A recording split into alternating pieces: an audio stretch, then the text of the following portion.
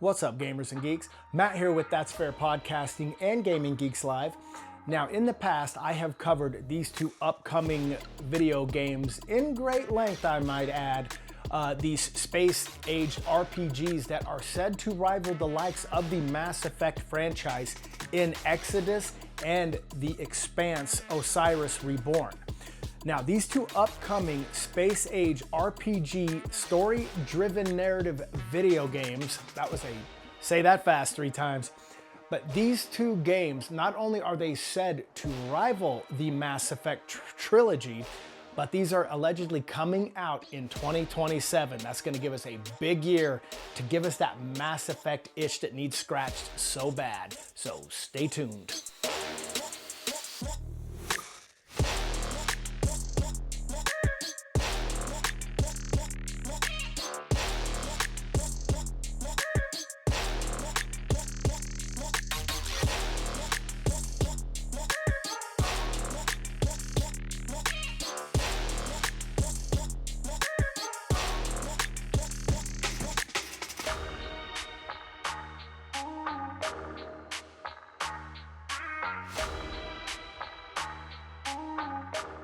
Like I said, I have covered these two games in the past and in separate videos, with The Expanse Osiris Reborn being the more recent one. But having said that, with these two games coming up, I could not be more psyched, I gotta tell you. But if you are new here, please feel free to subscribe to That's Fair Podcasting or Gaming Geeks Live. Again, please like my video, help me in that algorithm like you've been doing. And if you don't do any of those and you just watch another video on these two upcoming badass titles, thank you so much for sticking with me. I sincerely appreciate it. Quick thing to tell you, it would be Mass Effect to me that set the bar for space games, and then some tried to come out after that trilogy and they bombed so bad. Now, the Mass Effect trilogy is tough to beat. I mean, let's just get that out of the way. From 2007's Mass Effect, 2010's Mass Effect 2, and 2012, I think, Mass Effect 3. Even though they bookended the trilogy, not as good as I'd like, it didn't matter. That game could not be ruined, and as far as space-age RPGs, it could not be touched. They tried again with Mass Effect Andromeda, I want to say in like 17. It absolutely sucked. I don't need to go into why it sucked. Then you had in 2023 Starfield by Bethesda. They tried to do their own take on the space-age RPG. Guys, stick with what you know. Nuclear war and fantasy settings. That shit wasn't, I'm sorry, not dogging on it, other than shipbuilding, that game was ass. Then you did have, No Man's Sky, which was kind of rocky at first, but look, that game I can't diss. I'm gotta tell you, ultimately, No Man's Sky ended up being a damn good game, and you know, all kudos for that game, I gotta tell you. I'm gonna start with Exodus, the one slightly I'm looking forward to more than The Expanse. Not by much, those two are kind of running neck and neck, but why am I looking forward to Exodus more? Well, Archetype Entertainment is why. You got former devs from BioWare, some OG devs that worked on the likes of KOTOR, Dragon Ages, back when they were worth a shit, and the Mass Effect trilogy. So guys, we got some devs from BioWare that make up Archetype Entertainment, and they know what the hell they're doing. And that's enough for me. Say no more. Say no more. You're gonna play as a protagonist named Jun Aslan, who is known as a traveler and a scavenger, so to speak, who I believe is like half celestial, half human. And celestials are the evolution of humans into an alien race. But yeah, Jun Aslan is gonna be a completely customizable character from what I've been hearing, thank God. But hey, you got former devs from BioWare, that's what you can expect. Like I said, he's a half human, half celestial, and expect some combat in this to be intense squad-based combat that we're kind of used to in the likes of the Mass Effect trilogy. And again, you'll have an array of weapons and a special gauntlet that gives you special abilities as well. Now, I believe that gauntlet might be controlled by what is known as celestial technology, and you as Jun Aslan will be able to use this celestial technology that only celestials can use. Humans can't use these, but again, Jun Aslan has a half of both. He's got a parent who's human, a parent that's celestial, and yeah, so, you know, this will allow Jun Aslan to be able to use this celestial technology. That will be why you're able to do it. Now, you'll be able to recruit and fight alongside a diverse crew of people. Now, you'll even have some people called the Awakened as allies. Not quite sure what that means. Haven't delved far enough into it. I do know the story is about you being a discoverer. You know, the plot is basically you're a traveler and you're out there discovering the unique ability to use celestial technology. That's your primary ability and primary plot. There'll be a time dilation in this game as well. So what may not seem like a lot of time that went by when you're going somewhere, a lot more time has gone by when you get back to wherever it is you're going.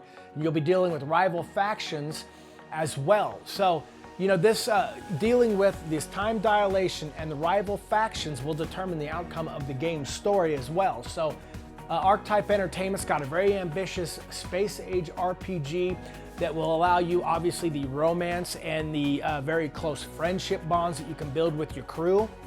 So I'm kind of excited to see where that goes. And with former developers of BioWare, I'm telling you, this game is probably going to be the first of hopefully the minimum 3. But this game looks amazing in my mind. A very diverse group of aliens, it looks like, or creatures that you're going to fight. You're going to be dealing with other humans as well, as far as hostile or not. But yeah, again, the time dilation is going to be something that's very fascinating to me. So that's Exodus, and it looks really good. Archetype Entertainment, I think, expected to drop this sometime in 2027. Expect maybe in the summertime to see a little more on this. Just kind of what I've been reading. Now you have what is called the Expanse Osiris Reborn, which I just put a video out as of today. Well, I'm recording this video on March 30th, and it dropped on March 30th. And this one was just a solo about the Expanse. But this is another game where you're obviously a space age RPG, and it's a fully customizable character. You're going to be known as a Pinkwater mercenary, security mercenary, so to speak. And you're going to be on shore leave on what's called Eros, E-R-O-S. And you're going to build a crew, manage a ship, and navigate through a lot of political conflict in this. The plot is basically surrounding a lot of political, tension, literally galaxy-wide conspiracy theory that's going to have you dealing with tensions between Earth, Mars, and the Belt. So that's going to be the plot of The Expanse Osiris Reborn. You're going to deal with a lot of different aliens. You're going to be dealing with a lot of hostile factions of humans, along with a lot of tension between political allies of you that I don't know if you're going to have to ultimately take a side. But it looks to be a pretty heavy story narrative driven game that's going to allow you to make serious decisions, and these decisions will determine the outcome of this game as you course through the story. Again, also like in Exodus, you're going to have companions in this one. You're going to recruit and build relationships, and they're going to each have their own stories, much like I believe in Exodus, and we definitely know in Mass Effect. And as long as you keep helping your comrades, they're going to be able to aid you better in combat.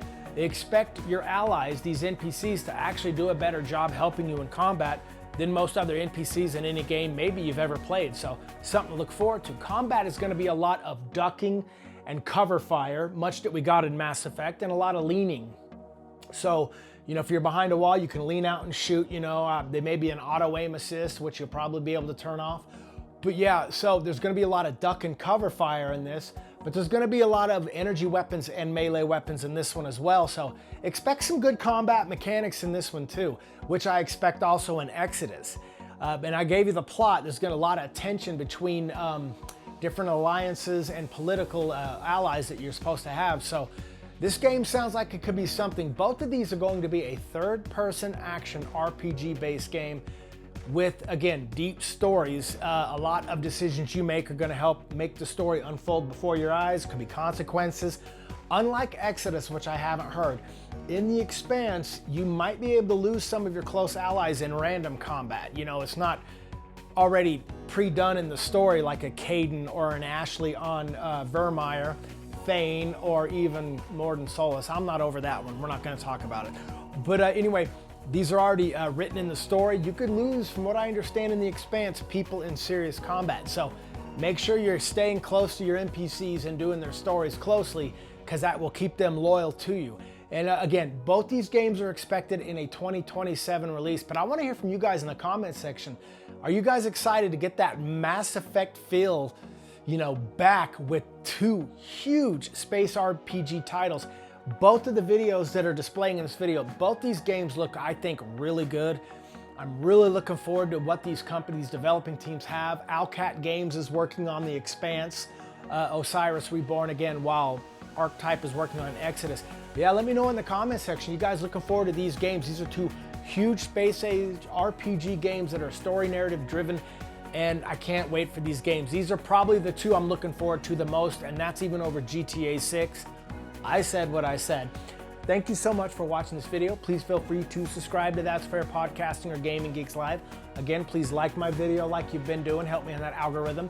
And if you don't do any of those and you just watch these videos, thank you so much. And to all you gamers and space explorers out there, all love, and I'm outro.